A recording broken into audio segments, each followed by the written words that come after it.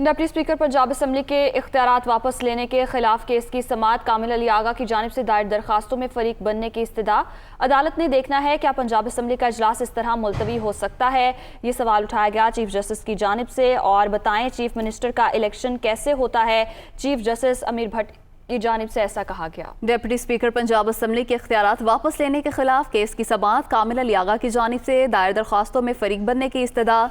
Chief justice की जानिब से इस्तफसार किया गया। अदालत ने देखना है क्या पंजाब असम्बली का इजलास इस तरह मुलतवी हो सकता है।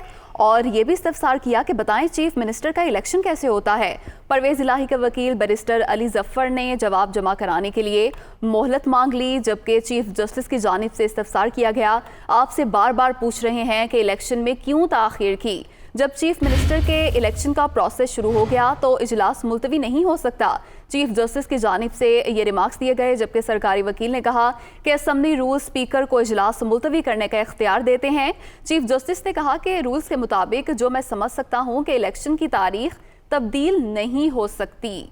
डिप्टी स्पीकर पंजाब असम्बली के इख्तियारात वापस लेने के खिलाफ केस की समाअत और कामिल अली आगा की जानिब से दायर दरख्वास्तों में फरीक बनने की इस्तदा की गई है। और चीफ जस्टिस की जानिब से ये इस्तफसार किया गया कि अदालत ने देखना है क्या पंजाब असम्बली का इजलास इस तरह मुलतवी हो सकता है।